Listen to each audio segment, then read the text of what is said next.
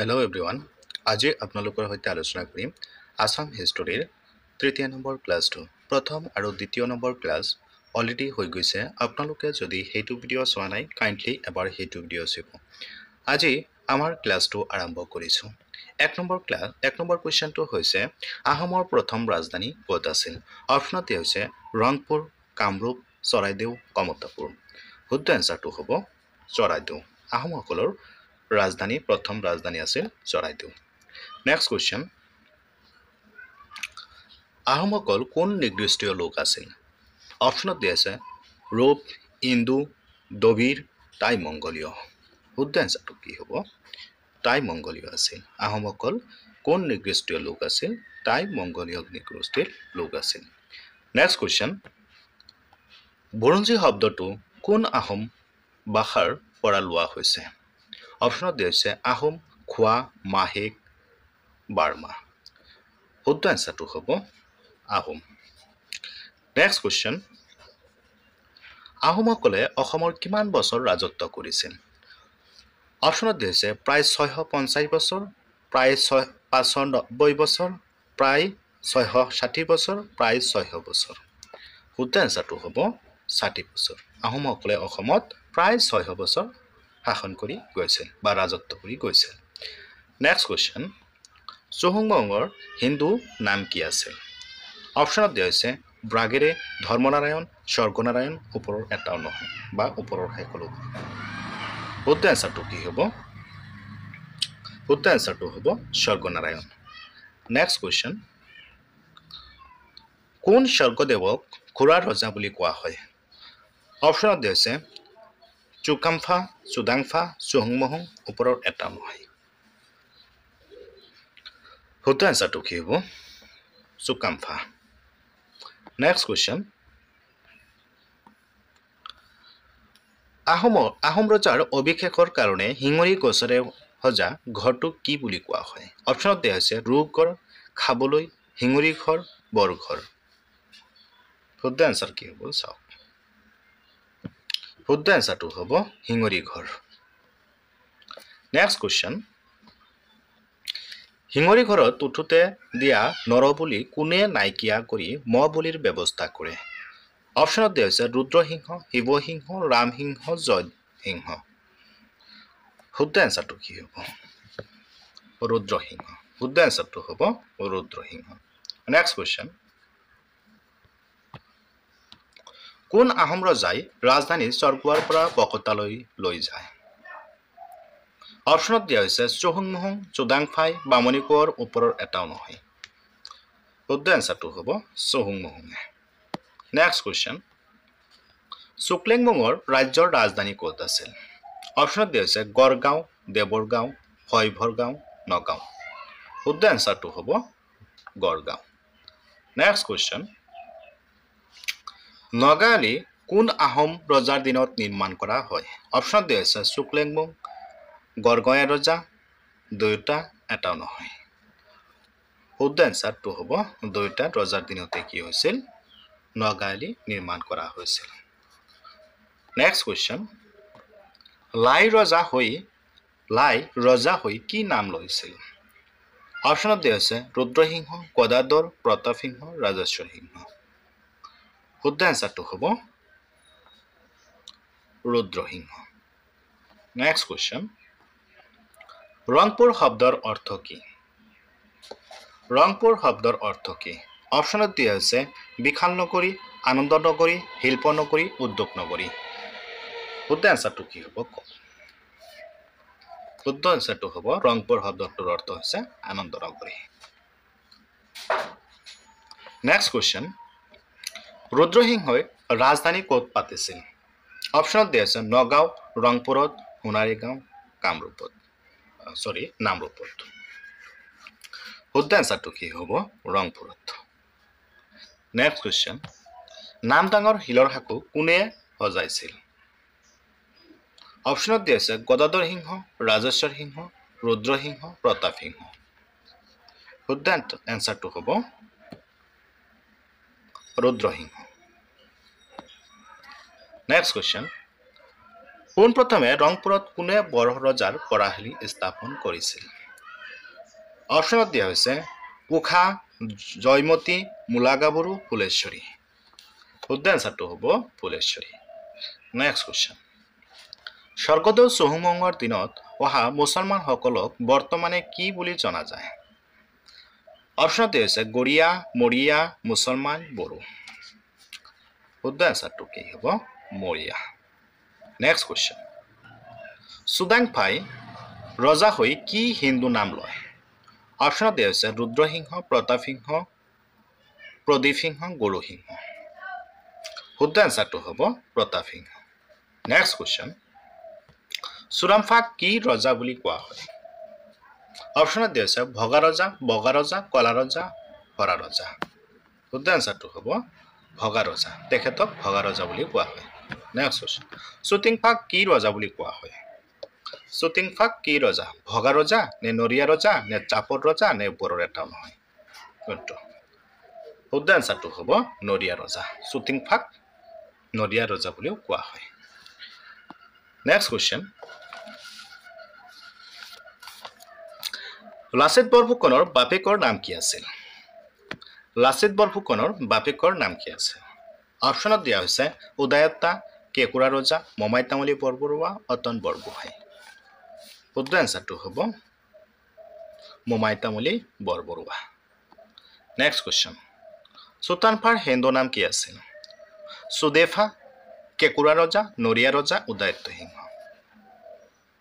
শুদ্ধ এনচাৰটো হ'ব উদয়াত্ত সিংহ। Next question. লালুখোলাক কোনে হত্যা কৰে? অপশ্যনত দিয়া হৈছে ভেদাই বৰাই, ভূটাই ডেকাই, ভূটা বৰুৱাই, ভেদাই হাজৰিকাই। শুদ্ধ এনচাৰটো হ'ব ভূটাই ডেকাই। লালুখোলাক কোনে হত্যা কৰে? ভূটাই ডেকাই হত্যা কৰিছিল। Next question. চুপাতফাৰ পিতৃ দত্ত নাম কি লয়? চুপাতফাৰ পিতৃ দত্ত নাম কি আছিল? অপশ্যনত দিয়া হৈছে বৰ ৰজা, লৰা ৰজা, গোবৰ ৰজা, গদাপাণি। শুদ্ধ এনচাৰটো হ'ব গদাপাণি। চুটানফাৰ পিতৃ দত্ত নাম আছিল কি আছিল? গদাপাণি। Next question. গদাপাণিৰ পিতৃৰ নাম কি আছিল? অপশ্যনত দিয়া হৈছে সতী বেউলা, সতী জয়মতী, মূলাগাভৰু, সকলোবোৰ। অপশ্যনৰ ভিতৰত সতী জয়মতী। গদাপাণিৰ পত্নীৰ নাম আছিল কি? সতী জয়মতী। আহোম আৰু মোগলৰ শেষ ৰণ ক'ত হৈছিল? অপশ্যনত দিয়া হৈছে শৰাইঘাট, গিলাজাৰী ঘাট, কাজলীবুক, ইটাখুলি। শুদ্ধ এনচাৰটো হ'ব শৰাইঘাট। Next question. ক'ত হৈছিল? অপশ্যনত দিয়া হৈছে শৰাইঘাট, গিলাজাৰত আৰু কাজলীমুখত, ইটাখুলি। শুদ্ধ এনচাৰটো হ'ব কি? শৰাইঘাটত। Next question. গদাপাণিৰ হিন্দু নাম কি আছিল? গোবৰ ৰজা, জয়ধ্বজ সিংহ, চক্ৰধ্বজ সিংহ, গদাধৰ সিংহ। শুদ্ধ এনচাৰটো হ'ব গদাধৰ সিংহ। Next question. গদাপাণিয়ে ব্ৰহ্মপুত্ৰৰ মাজৰ উমানন্দ কিমান চনত সাজিছিল? গদাপাণিয়ে ব্ৰহ্মপুত্ৰ নদীৰ মাজত যে উমানন্দ দ্বীপটো সাজিছিল কিমান চনত সাজিছিল? অপশ্যনত দিয়া হৈছে 1620 চনত, 1600 চনত, 1694 চনত, 1672 চনত। কিমান চনত? শুদ্ধ এনচাৰটো হ'ব 1694 চনত কি কৰিছিল? গদাপাণিয়ে ব্ৰহ্মপুত্ৰ নদীৰ মাজত উমানন্দ মন্দিৰ সাজিছিল। Next question. কিমান চনৰ পৰা অসম ইংৰাজৰ অধীনলৈ হয়? অপশ্যনত দিয়া আছে 1820, 1825, 1826, 1828।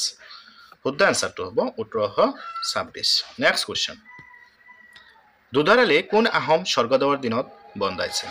অপশ্যনত দিয়া আছে গদাধৰ, ৰুদ্ৰসিংহ, প্ৰতাপ সিংহ, গৌৰীনাথ সিংহ। শুদ্ধ এনচাৰটো হ'ব গদাধৰ সিংহ। Next question. চুক্ৰামফাৰ সৰু কালৰ নাম কি আছিল? অপশ্যনত দিয়া আছে দেহা, কবি, লাই, লোচা। শুদ্ধ এনচাৰটো হ'ব লাই। চুক্ৰামফাৰ সৰু কালৰ নাম আছিল লাই। Next question. চুন্নেওফা ৰজা হৈ কি হিন্দু নাম গ্ৰহণ কৰে?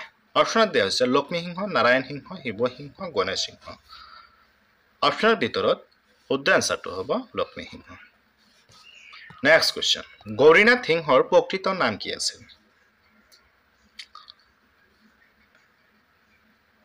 অপশ্যনত দিয়া হৈছে শ্বহীদ পাংফা চুলিকফা চুন্নেউফা আৰু চুৰমফা শুদ্ধ আনসাৰটো হ'ব শ্বহীদ পাংফা গৌৰীনাথ সিংহৰ প্ৰকৃত নাম আছিল শ্বহীদ পাংফা নেক্সট কুৱেশ্যন কোনে আহোমৰ ৰাজধানী ৰংপুৰৰ পৰা যোৰহাটলৈ লৈ যায় অপশ্যনত দিয়া হৈছে ৰুদ্ৰসিংহ গৌৰীনাথ সিংহ ভৰত সিংহ শিৱসিংহ শুদ্ধ আনসাৰটো হ'ব গৌৰীনাথ সিংহ নেক্সট কুৱেশ্যন গৌৰীনাথ সিংহৰ দিনত ইংৰাজ গভৰ্ণৰ জেনেৰেল কোন আছিল অপশ্যনত দিয়া হৈছে Lord Bentinck Lord Cornwallis Lord Mountbatten Lord John Paul শুদ্ধ আনসাৰটো হ'ব লৰ্ড কৰ্ণৱালিছ নেক্সট কুৱেশ্যন আহোমৰ শ্ৰেষ্ঠ স্বৰ্গদেউ কোন হয় আহোমৰ শ্ৰেষ্ঠ স্বৰ্গদেউ কোন হয় অপশ্যনত দিয়া হৈছে কমলেশ্বৰ সিংহ চন্দ্ৰকান্ত সিংহ ৰুদ্ৰসিংহ প্ৰমত্ত সিংহ শুদ্ধ আনসাৰটো হ'ব ৰুদ্ৰসিংহ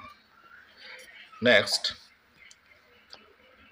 ৰুদ্ৰসিংহৰ মাতৃৰ নাম কি আছিল অপশ্যনত দিয়া হৈছে জয়া সিংহ জয়মতী বিজয় সিংহ মনুমতী শুদ্ধ আনসাৰটো হ'ব জয়মতী ৰুদ্ৰসিংহৰ মাতৃৰ নাম আছিল জয়মতী নেক্সট কুৱেশ্যন চুতাফাই ৰাজপাটত বহি কি হিন্দু নাম লয় অপশ্যনত দিয়া হৈছে জয়সিংহ বলিসিংহ শিৱসিংহ হৰিসিংহ শুদ্ধ আনসাৰটো হ'ব শিৱসিংহ চুতাফাই ৰাজপাটত বহি শিৱসিংহ হিন্দু নাম লৈছিল শিৱসিংহৰ পত্নীৰ নাম কি আছিল অপশ্যনত দিয়া হৈছে জয়মতী ৰাণী ফুলেশ্বৰী ভানুমতী ওপৰৰ এটা নহয় ইয়াৰ ভিতৰত শুদ্ধ আনসাৰটো হ'ব ৰাণী ফুলেশ্বৰী নেক্সট কুৱেশ্যন শিৱসিংহৰ দ্বিতীয় পত্নীৰ নাম কি আছিল অপশ্যনত দিয়া হৈছে অম্বিকাগিৰি অম্বিকা ফুলেশ্বৰী এটা নহয় শুদ্ধ আনসাৰটো হ'ব অম্বিকা দেৱী নেক্সট কুৱেশ্যন শিৱসিংহৰ দ্বিতীয় পত্নী অম্বিকা দেৱীৰ প্ৰকৃত নাম কি আছিল অপশ্যনত দিয়া হৈছে দেওপাদী অম্বিকা ফুলেশ্বৰী এটা নহয় অপশ্যনৰ ভিতৰত শুদ্ধ আনসাৰটো হ'ব ক নম্বৰ দেওপাদী নেক্সট কুৱেশ্যন শিৱসিংহৰ তৃতীয় পিতৃৰ নাম কি আছিল শিৱসিংহৰ তৃতীয় পত্নীৰ নাম কি আছিল অপশ্যনত দিয়া হৈছে অনাদিপা ফুলেশ্বৰী সৰ্বেশ্বৰী ফুলেশ্বৰী দৈৰ্ঘ্য বা কালী ওপৰৰ এটা নহয় শুদ্ধ আনসাৰটো হ'ব অনাদি বা সৰ্বেশ্বৰী নেক্সট কুৱেশ্যন হস্তি বিদ্যাৰ্ণৱ শিৱসিংহই কাক লিখিবলৈ দিছিল অপশ্যনত দিয়া হৈছে সুকুমাৰ বৰবৰুৱা সুকুমাৰ কাকতি সুকুমাৰ বেজবৰুৱা সুকুমাৰ বৰগাইত আপোনালোকক এইটো হোমৱৰ্ক দিয়া গৈছে আপোনালোকে কুৱেশ্যন নাম্বাৰটো লিখিব আৰু আপোনালোকে শুদ্ধ আনসাৰটো কমেণ্টত জনাই দিব নেক্সট কুৱেশ্যন শিৱসাগৰৰ ধাই আলি কোন আহোম ৰজাৰ দিনত নিৰ্মাণ কৰে অপশ্যনত দিয়া হৈছে শিৱসিংহ প্ৰমত্ত সিংহ ৰুদ্ৰসিংহ চক্ৰধ্বজ সিংহ ইয়াতে চক্ৰধ্বজ সিংহ শুদ্ধ আনসাৰটো কি হ'ব চাওক শুদ্ধ আনসাৰটো হ'ব শিৱসিংহ নেক্সট কুৱেশ্যন শিৱসিংহৰ সৈতে প্ৰমত্ত সিংহৰ সম্পৰ্ক কি আছিল অপশ্যনত দিয়া হৈছে পিতা পুত্ৰ দাদা ভাই খুৰা ভাতিজা ককা নাতি শুদ্ধ আনসাৰটো হ'ব দাদা ভাই শিৱসিংহৰ সৈতে প্ৰমত্ত সিংহৰ সম্পৰ্ক আছিল দাদা ভাই নেক্সট কুৱেশ্যন বৰ্তমানৰ ৰংঘৰটো কোন আহোম ৰজাৰ নিৰ্মাণ কৰোৱা হৈছিল ৰংঘৰ কোনে নিৰ্মাণ কৰিছিল অপশ্যনত দিয়া হৈছে প্ৰদীপ সিংহ ৰুদ্ৰসিংহ প্ৰমত্ত সিংহ ওপৰৰ এটাও নহয় শুদ্ধ আনসাৰটো হ'ব প্ৰমত্ত সিংহ বৰ্তমান ৰংঘৰটো প্ৰমত্ত সিংহই নিৰ্মাণ কৰিছিল নেক্সট কুৱেশ্যন ৰুদ্ৰসিংহৰ চতুৰ্থ পুত্ৰজনৰ নাম কি আছিল অপশ্যনত দিয়া হৈছে চুৰামফা ৰাজেশ্বৰ সিংহ গ নম্বৰত দুইটা তাৰমানে ক আৰু খ দুইটা এটা নহয় শুদ্ধ আনসাৰটো হ'ব ক আৰু খ দুইটা ৰুদ্ৰসিংহৰ চতুৰ্থ পুত্ৰৰ নাম আছিল চুৰামফাও আছিল তেখেতক ৰাজেশ্বৰ সিংহ বুলিও কৈছিল নেক্সট কুৱেশ্যন ৰাজেশ্বৰ সিংহক বিয়া দিয়া ৰাজ জয় সিংহৰ ছোৱালীৰ নাম কি আছিল? ৰাজেশ্বৰ সিংহক যে বিয়া কৰাইছিল জয় সিংহৰ ছোৱালী তেখেতৰ নাম কি আছিল? অপশ্যন দি আছে জয়মতী, শুভন্তী, কুৰংগনী, তাৰপিছত অনিদ্ৰায়নী। জয় সিংহৰ ছোৱালীৰ নাম কি আছিল? অপশ্যনত শুদ্ধ এনচাৰটো হ'ব কুৰংগনয়নী। Next question. Thank you. আজি আপোনালোকৰ সৈতে এইখিনিয়ে ডিছকাছ কৰিলোঁ। আপোনালোক